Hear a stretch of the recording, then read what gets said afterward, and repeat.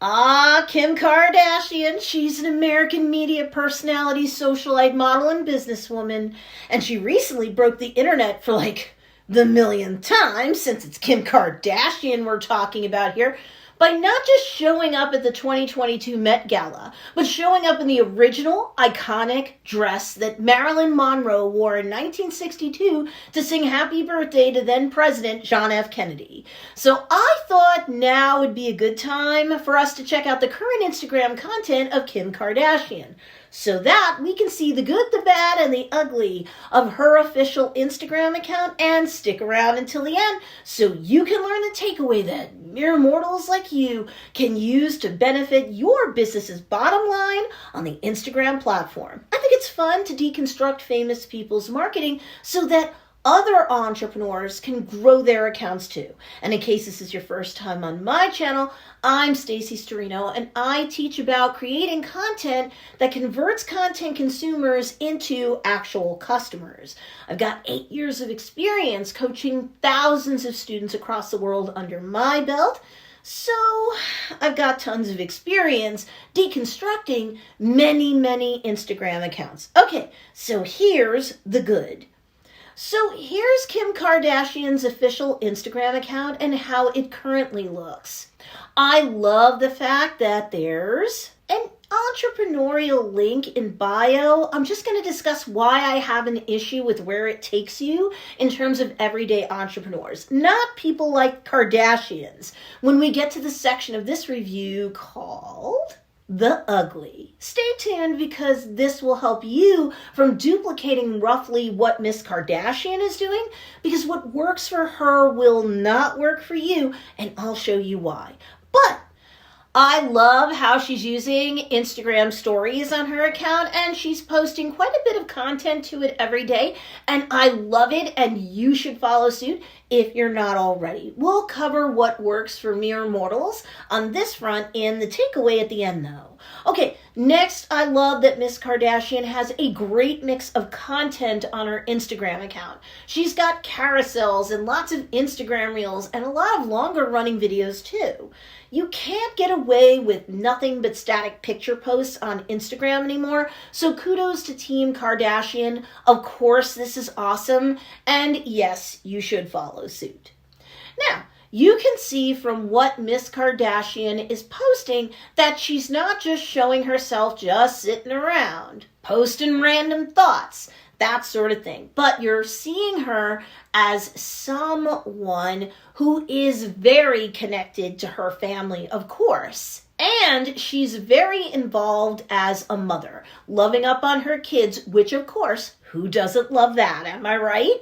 It helps her personal brand a lot. And that's something that you should do too as a brand leader, as an entrepreneur. Even if your business model is not that of an influencer, who cares? Today's buyer wants to support small business owners, and up to 70% of millennials will buy from a business owner who is transparent, vulnerable, and overall someone that they feel they've gotten to know, like, and trust, something I call the KLT factor. So I love how Miss Kardashian shows off her fun, approachable side, and of course she's got sponsored content, which you would expect her to have. But stick around until the takeaway, because you might be surprised at how quickly you could qualify to get legit sponsorship deals too, if you like. It's nice to have income options and make it rain any which way you can, just like any intelligent Kardashian would do. Also, what I love, Kim Kardashian is posting content to her account, Instagram story content aside, close to daily, and that's what you should shoot to do too. You're just not competitive on the platform if you're not doing that. But now, sadly, we're on to the bad. Now, keep in mind, Kim Kardashian, as a human being, let alone as an Instagram account, is like a planet with her own gravitational pull in terms of automatically attracting people searching her up her account and its content on Instagram. She doesn't need to worry about optimizing her account's content with keywords or hashtags. She doesn't have to fuss over them and see if she could be competitive for any of them. You do. Do not use her Instagram account, in all fairness to her, as an example in terms of optimizing content to be found in search on Instagram, or for it to be suggested out to, say, the Explore page if you don't provide the algorithms with good data to make good digital matchmaking decisions with, okay? Seriously. Miss Kardashian has 307 million followers on her account because she's an icon. You're likely not an icon yourself yet, so you can't get away with a short, stubby caption with little to no Instagram SEO going on. That's a thing. I've done a playlist of 3 videos covering the topic of Instagram SEO, so check that out when you're done with this video. You need to worry about Instagram SEO. Kim Kardashian most assuredly does not. For the same reason she can get away with having no freaking bio. No freaking bio at all. Really. That's not a bio you're looking at. That can work if you're a globally recognized iconoclast like Kim Kardashian is. Just you try it though, having a non-existent bio, so that your account, at least via its profile, isn't optimized for search on Instagram, and see what that does for you. Nothing. That's what it'll do. Nothing.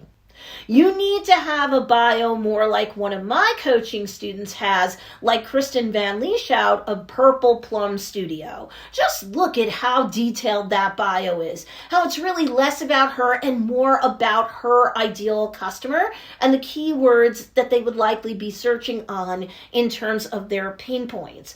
Kristen's clearly got the solutions to satisfy their needs. Her talent is jaw-dropping. And extra credit to Kristen for having a link in bio that will allow for her to capture leads onto her email list, where she's 3 times more likely to get successful sales conversions. Be sure to check out this account for a masterclass in terms of a great bio and a great call to action to get people to click on that link, which in Kristen's case takes you to her email opt-in form and nowhere else.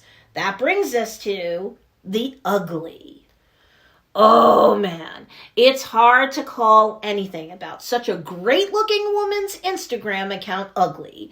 But besides the captions and overall optimization, which we discussed, will be fine for her, but not for you, her Instagram link in bio stinks because it leads someone to another website that isn't for merch. It's not an email opt-in form to collect leads for anything else she sells.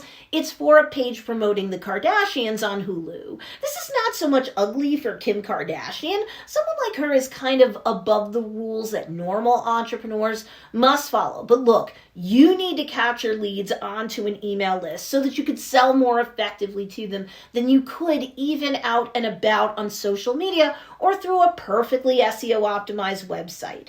Ugly truth, only 2% of people visiting a website for the first time will buy from that site. I swear it's the truth, and only 25% of people will buy from your social media posting and or your website otherwise. So your link in bio should capture the lead onto an email list, because approximately 75% of your monthly sales should come from that list if you know what you're doing when it comes to content marketing that converts. For you, that link in bio must be to your email opt-in form so you can capture that lead and sell to it more effectively over time. Instead of shoveling someone directly to your website where they're 98% likely to bounce after a few minutes without purchasing a thing, and you have no way of ever reaching them again.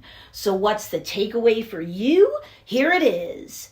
The takeaway. Around 85% to 90% of all Instagrammers consume 90% or better of the Instagram story content of those they follow, including businesses and brands. So make sure you post at least one piece of Instagram story content to your account per day on Instagram. I wouldn't do more than, say, 3 or 4 Instagram story pieces of content.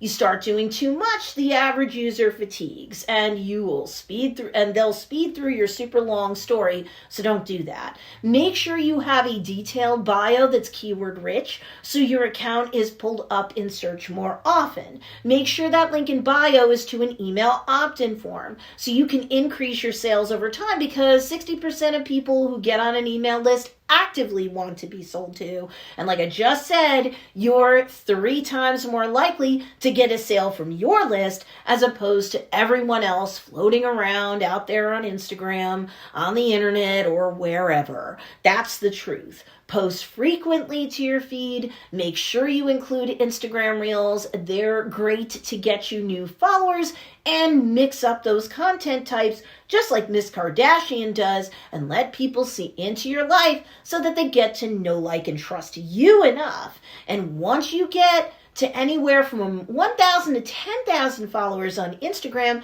you can begin scoring sponsorships because you're a micro-influencer at that point. Just make sure that the potential sponsors you approach have offerings that would work for your ideal customer. And obviously, you want to approach sponsors whose offerings are not competitive with your own offerings, but are merely complementary at best. So, if you want more help in terms of distinguishing yourself from the crowd and increasing your trustworthiness in the eyes of your niche, I actually have a freebie for you to pick up called 10 Reasons Why You're Viewed as a Fake Guru and How to Gain Credibility and Customers Instead. And you can pick it up at don'tbeafakeguru.com. The link for you to score that freebie guide is in the show notes or the description down below. There you have it. You now have my thoughts when it comes to this. Content coach reacting to Kim Kardashian and her Instagram account. Need more help with your content marketing strategies? Be sure to check out these 2 awesome videos too then.